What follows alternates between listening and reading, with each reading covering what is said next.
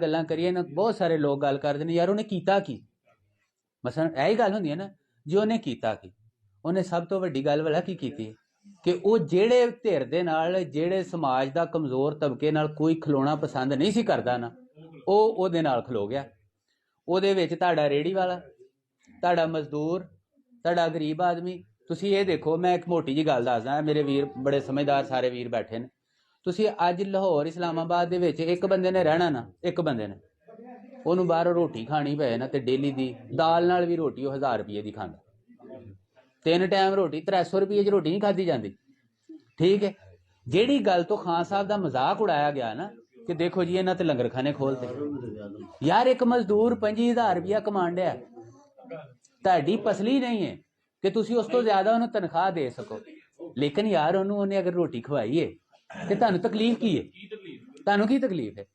ਫਿਰ ਉਸ ਤੋਂ ਬਾਅਦ ਦੇ ਵਿੱਚ ਤੁਸੀਂ ਇਸਲਾਮਾਬਾਦ ਲਾਹੌਰ ਜਾਂ ਜਿਹੜੇ ਵੀ ਸ਼ਹਿਰ ਦੇ ਵਿੱਚ ਤੁਸੀਂ ਕਮਾਈ ਕਰਨ ਵਾਸਤੇ ਜਾਂਦੇ ਹੋ ਉੱਥੇ ਅਗਰ ਤੁਸੀਂ ਇੱਕ ਕਮਰਾ ਵੀ ਲੈਂਦੇ ਹੋ ਨਾ ਛੋਟਾ ਜਿਹਾ ਕਮਰਾ ਵੀ ਲੈਂਦੇ ਹੋ ਤੇ 7 ਤੋਂ 8000 ਰੁਪਏ ਠੀਕ ਹੈ 30000 ਰੁਪਏ ਦੀ ਉਹਨੇ ਮਹੀਨੇ ਦੀ ਰੋਟੀ ਖਾ ਛੜੀ 8000 ਦਾ ਕਮਰਾ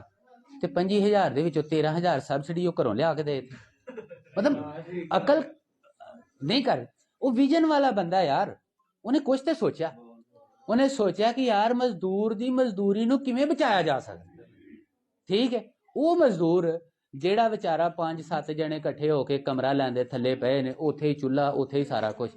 ਉਹਨਾਂ ਨੂੰ ਸਾਫ ਸੁਥਰਾ ਬਿਸਤਰ ਮਿਲਦਾ ਸੀ ਪਨਾਹਗਾਹ ਦੀ ਸੂਰਤ ਦੇ ਵਿੱਚ ਸ਼ੈਲਟਰ ਹੋਮ ਬਣਾਇਆ ਯਾਰ ਇਹ ਸਾਡੇ ਆਮ ਲੋਕਾਂ ਦੇ ਨਾਲ ਖਲੋਣ ਵਾਲਾ ਬੰਦਾ ਕੋਈ ਸਾਈਕੋ ਹੀ ਹੋ ਸਕਦਾ ਵਰਨਾ ਦੇਖੋ ਨਾ ਬੜੇ ਬੜੇ ਦਾਨਸ਼ਵਰ ਗੁਜ਼ਰੇ ਨੇ ਸ਼ਬਾਜ਼ ਸ਼ਰੀਫ ਤਰਜ਼ ਦੇ ਕਿ ਜਿਨ੍ਹਾਂ ਨੇ ਜਨਾਬ ਉਹ ਜਿੰਨੇ ਦੀ ਔਰੇਂਜ ਟ੍ਰੇਨ ਬਣਾਈ ਹੈ ਉਹਨੇ 'ਚ ਪੂਰੇ ਲਾਹੌਰ ਨੂੰ ਤੁਸੀਂ ਕਾਰਾਂ ਲੈ ਕੇ ਦੇ ਸਕਦੇ ਯਾਨੀ ਫੀ ਘਰ ਦੇ ਵਿੱਚ ਇੱਕ ਗੱਡੀ ਲੈ ਕੇ ਦੇ ਸਕਦੇ ਇਮਾਨਦਾਰੀ ਦੀ ਗੱਲ ਕਿ 400 ਅਰਬ ਰੁਪਈਆ ਤੁਸੀਂ ਫੂਕ ਛੜਿਆ ਯਾਰ ਤੇ ਤੁਰਦੇ ਕਿੱਥੋਂ ਇੱਕ ਪਾਸੇ ਟੁਰਦੇ ਹੋ ਤੇ ਸਿੱਧਾ ਸਿੱਧਾ ਜਾ ਕੇ ਦੂਸਰੇ ਛੱਪੜ ਕੰਡੇ ਖਲੋ ਜਾਂਦੇ ਠੀਕ ਹੈ ਉਸ ਤੋਂ ਇਲਾਵਾ ਤੁਸੀਂ ਵੱਖਰੀਆਂ ਕੋਈ ਸਪੀਡੋ ਬੱਸਾਂ ਵੱਖਰੀਆਂ ਚਲਾਈਆਂ ਮੈਟਰੋ ਵੱਖਰੀਆਂ ਚਲਾਈਆਂ ਯਾਨੀ ਤੁਹਾਡਾ ਮੈਟਰੋ ਦਾ ਸਿਸਟਮ ਫਿਰ ਵੀ ਪੂਰਾ ਨਹੀਂ ਹੋਇਆ ਇਹਦਾ ਮਤਲਬ ਕੀ ਤੁਸੀਂ ਆਪਣੇ ਖਾਂਚੇ ਸਿੱਧੇ ਕੀਤੇ ਤੁਸੀਂ ਆਪਣੀਆਂ ਦਿਹਾੜੀਆਂ ਸਿੱਧੀਆਂ ਕੀਤੀਆਂ ਨੇ ਸਾਨੂੰ ਨਾ ਦੱਸੋ ਕਿ ਤੁਸੀਂ ਸਾਡੇ ਵਾਸਤੇ ਕੀ ਕੀਤਾ ਗੱਲ ਇਹ ਵੇ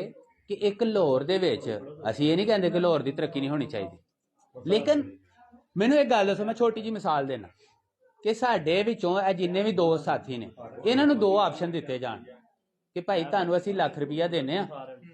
ਉਹਦੇ ਵਿੱਚ ਤੁਹਾਡੇ ਕੋਲ 2 ਚੋਇਸ ਠੀਕ ਹੈ ਅੱਛਾ ਤੁਹਾਨੂੰ ਅਸੀਂ ਚੋਇਸ ਦੇਣਾ ਜੀ ਤੁਹਾਡੇ ਕੋਲ 2 ਚੋਇਸ ਲੱਖ ਰੁਪਈਆ ਇੱਕ ਜਾਂ ਤੁਸੀਂ ਬੱਕਰੀ ਖਰੀਦ ਸਕਦੇ ਹੋ ਜਾਂ ਫਿਰ ਘਰ ਦਾ ਏਸੀ ਲਵਾ ਸਕਦੇ ਠੀਕ ਹੈ ਜੇ ਤੇ ਹੋਏਗਾ ਨਾ ਸ਼ਬਾਜ਼ ਸ਼ਰੀਫ ਉਹਨੇ ਭਾਈ ਏਸੀ ਲਵਾਉਣਾ ਜੇ ਤੇ ਜੇ ਹੋਏਗਾ ਨਾ ਇਮਰਾਨ ਖਾਨ ਉਹਨੇ ਬੱਕਰੀ ਲੈਣੀ ਬੱਕਰੀ ਵਾਲੇ ਦਾ ਤੁਸੀਂ ਮਜ਼ਾਕ ਭਾਵੇਂ ਉਡਾਓ ਬੱਕਰੀ ਨੇ 5 ਮਹੀਨਿਆਂ ਬਾਅਦ ਇੱਕ ਬੱਚਾ ਦੇ ਛੱਡਣਾ ਏਸੀ ਨੇ ਜਨਾਬ ਏਸੀ ਨੇ ਹਾਂਜੀ ਅੱਛਾ ਤੇ ਏਸੀ ਵਾਲੇ ਬੰਦੇ ਨੇ देखो चलो ठीक है वो मजाक ਦੇ ਵਿੱਚ ਲੇਕਿਨ ਏਸੀ ਵਾਲੇ ਬੰਦੇ ਨੇ ਉਲਟਾ ਘਰੋਂ ਪੈਸੇ ਲਾਣੇ ਸਾਡੇ ਮੁਲਕ ਦੀ ਮਈਸ਼ਤ ਦਾ ਬੇੜਾ ਗਰਕ ਐਸੇ ਤਰੀਕੇ ਦੇ ਨਾਲ ਕੀਤਾ ਗਿਆ ਕਿ ਅਸੀਂ ਆਪਣੀ ਪੈਦਾਵਾਰ ਨਹੀਂ ਵਧਾਈ ਹਾਫਿਜ਼ ਜੀ ਇੱਕ ਮਿੰਟ ਅੱਛਾ ਅਸੀਂ ਵਿਜ਼ਨ ਦੀਆਂ ਗੱਲਾਂ ਕਿਉਂ ਨਹੀਂ ਕਰਦੇ ਆਮ ਲੋਕਾਂ ਤੱਕ ਅਸੀਂ ਇਹ ਗੱਲ ਕਿਉਂ ਨਹੀਂ ਪਹੁੰਚਾਉਂਦੇ ਕਿ ਖਾਨ ਸਾਹਿਬ ਇੱਕ ਵਿਜ਼ਨ ਵਾਲਾ ਲੀਡਰ ਉਹਨੇ ਇਸਲਾਮੋਫੋਬੀਆ ਦੀ ਗੱਲ ਦਾ ਮਤਲਬ ਇਹ ਨਹੀਂ ਸੀ ਹੈ ਕਿ ਉਹਨੇ ਪੂਰੀ ਦੁਨੀਆ ਨਾਲ ਜੰਗ ਕਰਨੀ ਸੀ ਦੇਖੋ ਦੁਨੀਆ ਦੇ ਅੰਦਰ ਜੰਗਾਂ ਤੋਂ ਬਾਅਦ ਵੀ ਮੁਕਾਲਮਾ ਹੁੰਦਾ ਮੇਜ਼ ਤੇ ਬੈਠਾ ਜਾਂਦਾ ਉਸ ਬੰਦੇ ਨੇ ਪੂਰੀ ਦੁਨੀਆ ਨੂੰ ਟੇਬਲ ਤੇ ਲੈ ਕੇ ਆਇਆ 1985 ਤੋਂ ਬਾਅਦ ਦੇ ਵਿੱਚ ਅਗਰ ਦੁਬਾਰਾ ਕੋਈ ਬੰਦਾ ਇਸਲਾਮੀ ਸਰਬਰਾਹੀ ਕਾਨਫਰੰਸ ਕਰਵਾ ਸਕਿਆ ਤਾਂ ਇਮਰਾਨ ਖਾਨ